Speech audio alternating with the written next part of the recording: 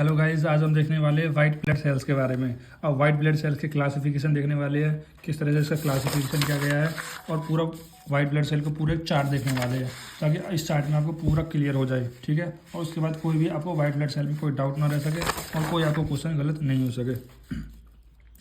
पहला white blood cell क्या है? एक ब्लड कॉर्पस्क्यूल्स है जो कि रेड बोन मैरो से फॉर्मेशन होता है। ठीक है, और वाइट ब्लड सेल्स को हम एक और नाम बोलते हैं जिसका नाम होता है ल्यूकोसाइट। ठीक, ल्यूकोसाइट। और ये कैसे होती है? कलरलेस होती है, यानी कि इन सेल्स का कोई भी कलर नहीं होता। और इन सेल्स के पास अपना एक न्यूक्लियस होता है, यानी न्यूक्लिएटेड होती है। देखो, केवल वाइट ब्लड सेल के पास ही न्यूक्लियस होता है, ना रेड ब्लड सेल के पास न्यूक्लियस होता है, ना प्लेटलेट के पास। केवल किसके पास? वाइट ब्लड सेल्स के पास न्यूक्लियस होता है। अब हम बात करते हैं क्लासिफिकेशन की।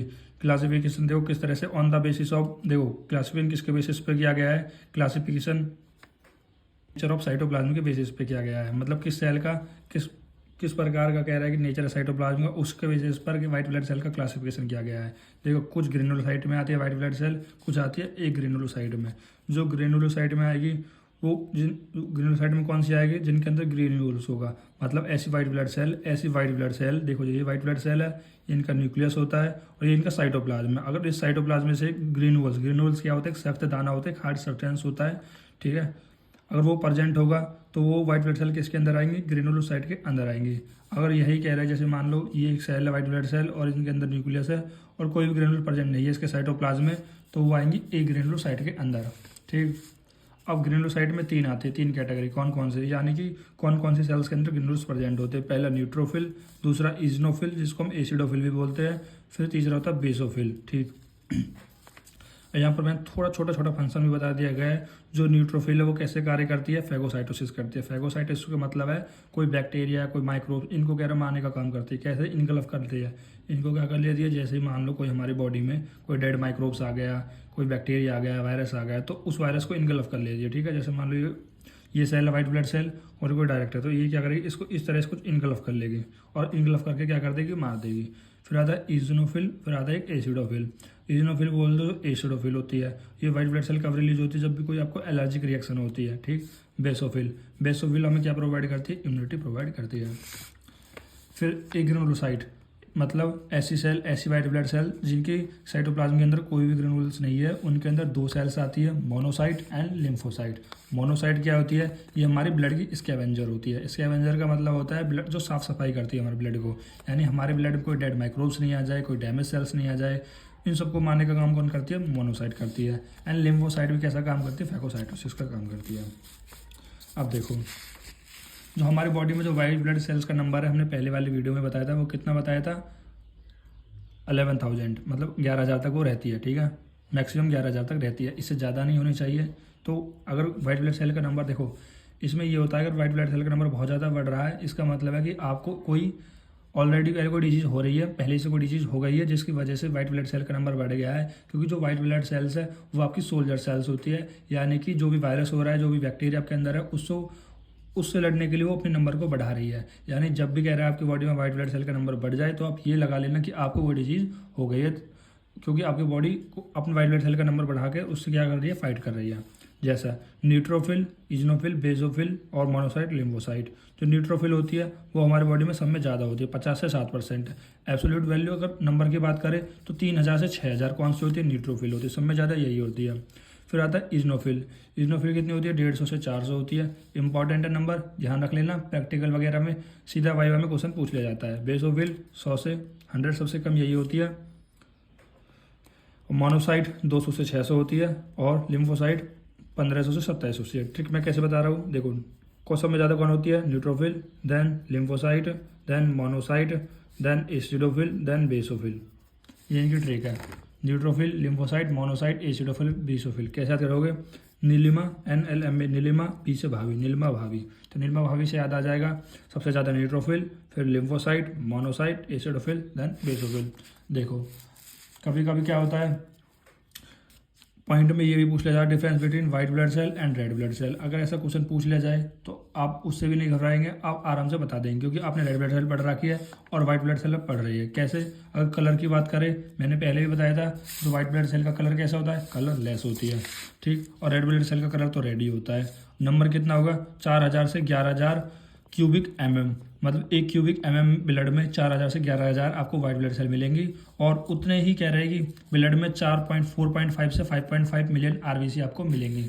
कोई कन्फ्यूजन नहीं होगी, ठीक है। फिर साइज़ की बात कर रहे हैं।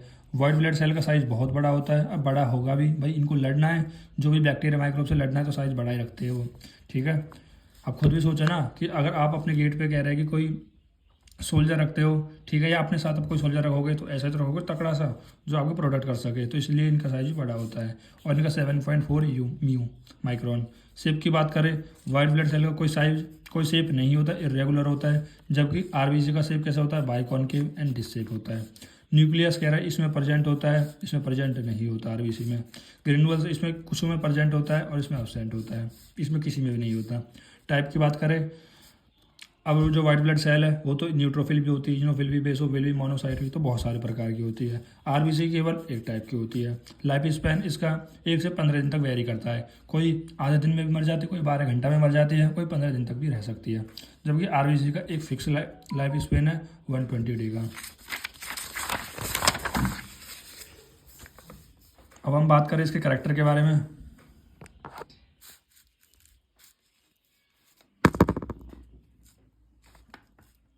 देखो, पहला साइज के बारे में, एसिडोफिल, बेसोफिल, न्यूट्रोफिल, मोनोसाइट और लिम्फोसाइट। आपको शायद दिख रही होंगी, नहीं तो मैं थोड़ा कैमरा और ऊपर कर देता हूँ।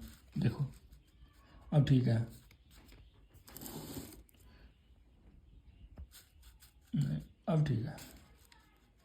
देखो, पहला एसिडोफिल, जो एसिडोफिल का साइज बताया गया है 10 से 14 माइक्रोन, बेसोफिल का 8 से 10 माइक्रोन, न्यूट्रोफिल का 10 से 12, मोनोसाइट का समय बड़ी है 12 से 20, लिम्फोसाइट का 6 से 16 है, ठीक।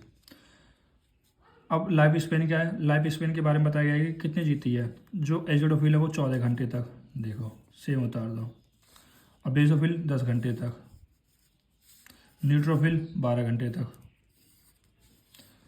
और ये कितनी मोनोसाइट कितनी जीती है 12 से 20, मीन 20 माइक्रोन आ रहा है, बस थोड़ा सा बढ़ा देना है, बस 24 घंटे तक। और जबकि लिम्फोसाइट कितनी है, लिम्फोसाइट कितनी है 5 से 7 दिन तक, ठीक है। सबसे ज़्यादा कौन जीती है, लिम्फोसाइट जीती है, उसके बाद मोनोसाइट, यानी लिम्फोसाइट और मोनोसाइट सबसे ज़्यादा जीती है। इनका जीने का रीज़न भी है क्योंकि इनको कह रहा फाइट करनी होती है, जो फाइट करेगा वो लंबे समय तक तो जीना चाहिए, ठीक है। फिर हम बात करते हैं स्टेन विद। देखो, आप इनको स्टेन कर सकते हो। अब स्टेन का मतलब ये है, आप स्टेन तो इन्हीं को करोगे जिनमें ग्रेनुल्स प्रेजेंट होंगे, ठीक है, जिनमें ग्रेनुल प्रेजेंट होंगे, क्योंकि उनकी डाई से तो स्टेन हो सकते हैं। जैसे मोनोसाइट और लिम्फोसाइट में तो कोई भी ग्रेनुल प्रेजेंट नहीं है, तो आप इनको स्टेन नहीं कर सकते हो। अब खुद एसिडोफिलिक है, ठीक है, स्टेन के एसिडोफिलिक को एसिडिक डाई लाइक यूजिन। अब एसिडोफिलिक है तो एसिडिक डाई से स्टेन होगा, जैसे कि यूजिन। बेसोफिल किससे स्टेन होगा, बेसिक डाई, जैसे कि मिथाइलिन ब्लू। जैसे नाम है ऐसे ही। न्यूट्रोफिल न्यूट्रल है, ना एसिडिक ना बेसिक, तो चाहे बेसिक मिला दो, चाहे एसिडिक मिला लो, चाहे न्यूट्रल मिला लो, किसी से भी स्टेन हो जाएगा। मोनोसाइट और लिम्फोसाइट में कोई भी ग्रेनुअल प्रेजेंट नहीं होते तो वो स्टेन नहीं होगा। शेप ऑफ न्यूक्लियस, न्यूक्लियस की शेप की बात करें, देखो ये कितनी लोब होती है, 2 लोब होती है इसमें, बाइलोब्ड। इसमें कितनी होती है, 2 से 3 लोब। याद करने का तरीका बता दूंगा, 2 से 3। न्यूट्रोफिल 3 से 5। मोनोसाइट में किडनी शेप होता है, एंड लिम्फोसाइट में क्या रहेगी, लार शेप होता है, ठीक है। मोनोसाइट में लार शेप होता है। इनका जो न्यूक्लियस होता है वो कहाँ पर होता है, साइटोप्लाज्म की पेरिफेरी पर होता है। इसका मतलब ये है, जैसे ये हमारे पास कोई सेल है और सेल का कह रहा है ये इतना बड़ा न्यूक्लियस होता है, जो इसका साइटोप्लाज्म की पेरिफेरी पर होता है, यानी इसका न्यूक्लियस बड़ा होता है, ठीक। कैसे कैसे याद करोगे, 2 से 3 से 5। कितना सिंपल याद करना, आपको यह सीक्वेंस ये बनाना है। पहले एसिडोफिल, बेसोफिल, न्यूट्रोफिल, मोनोसाइट, एल्के सुना, अवन मालम, अवन MLA, ABN। MLA कौन है, अवन है, तो यहाँ से क्या ट्रिक बन जाएगी, ABN। अवन कौन है, MLA है।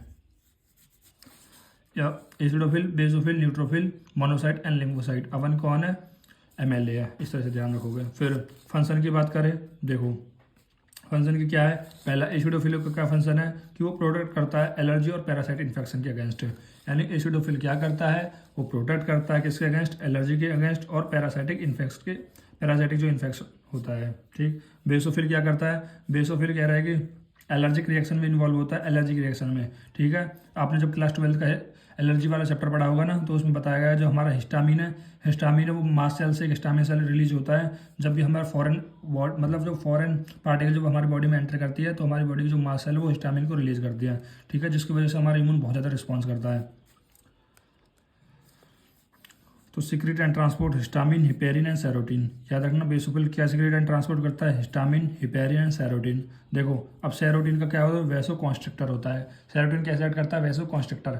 अब देखो कैसे याद रखोगे, S4 सेरोटिन, S4 सिकुड़ना, और वैसो कॉन्ट्रिक्ट का मतलब क्या होता है, जो वेसल से इनका सिकुड़ना। और हिपेरिन का मतलब क्या होगा, हिपेरिन तो आपके पास एंटी कोगुलेंट है।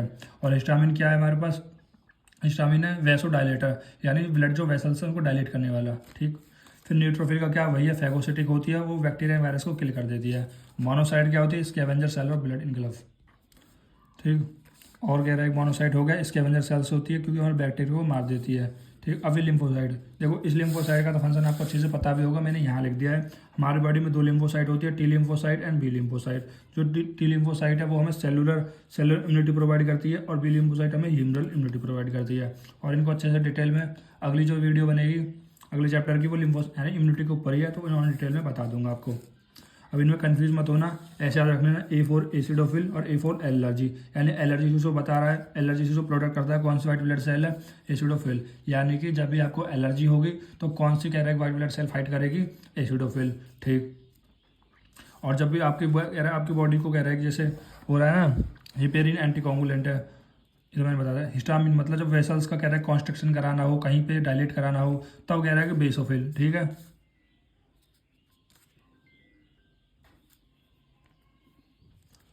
फिर और ये तो आप याद करो, न्यूट्रोफिल मोनोसाइट तो किस तरह से काम करते हैं, और जबकि लिम्फोसाइट कैसे एक्ट करता है हमारे पास, एंटीबॉडी भी मतलब इम्यूनिटी प्रोवाइड करता है लिम्फोसाइट, इतना ध्यान रख लेना।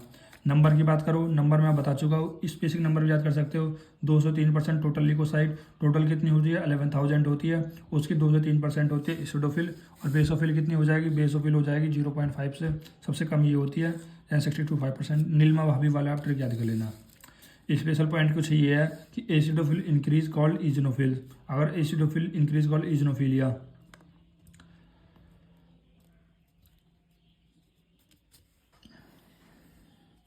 ठीक है, मतलब एसिडोफिल अगर इंक्रीज हो जाए तो क्या कर देगा, इजनोफिलिया कर देगा। जैसे कि टेनिसिन एस्कोरिसिस, अगर इनका नंबर बॉडी में बहुत ज़्यादा बढ़ जाए तो एसिडोफिलिया का नंबर बहुत ज़्यादा बढ़ जाएगा, और इसको हम क्या बोलेंगे, इजनोफिलिया बोलेंगे।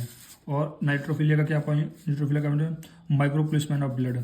ठीक है, मतलब न्यूट्रोफाइल को क्या बोलते हैं, माइक्रोपुलिसमैन ऑफ ब्लड। माइक्रोपुलिसमैन इसलिए बोलते हैं क्योंकि वो स्मॉल साइज को, जरूरी स्मॉल साइज, देखो कि नंबर में ज़्यादा होता है। ठीक है, नंबर में तो ज़्यादा होता है, लेकिन वो स्मॉल साइज का होता है, ड्यू टू स्मॉल साइज की वजह से, एंड फेगोसिटी नेचर। और मैक्रोफेज कैसा है, मैक्रोफेज कैसा, मोनोसाइट, देखो बड़ा है 12 से 20 mm, कितना बड़ा है, तो इसकी वजह से क्या बोलते हैं, मैक्रोफेज। इसलिए बोलते हैं कि मतलब जो भी हमारी बॉडी में फॉरेन पार्टिकल आते हैं उनको खत्म करने का काम कौन करता है, ये न्यूट्रोफिल और मोनोसाइट ही करते हैं। अब इनके डायग्राम के बारे में बात कर लेते हैं। जैसे एसिडोफिल को मैंने बताया 2 लोग, एसिडोफिल बेसोफिल में 3 लोग, 3 से कह रहा है 2 से 3 लोग या 3 लोग है ना, 1 2 1 2 3 ऐसे हो गया। और जबकि कह रहा है कि इसमें कह रहे हैं 3 से 5 लोग बताई थी, 1 2 3 4 लोग दिखा रखी है। और मोनोसाइट कितनी शेप होता है, और लिम्फोसाइट का कह रहा है कि जो न्यूक्लियस है वो पेरिफेरी तक होता है, बड़ा होता है, कोई स्पेसिफिक शेप नहीं होता। आई होप गाइस आपको ये लेक्चर समझ में आया होगा। अगर आपको ये लेक्चर अच्छे से समझ में आया है तो मुझे कमेंट कर दीजिए, ताकि मुझे पता लग जाए हाँ आप लोगों को समझ में आया है। Thank you guys.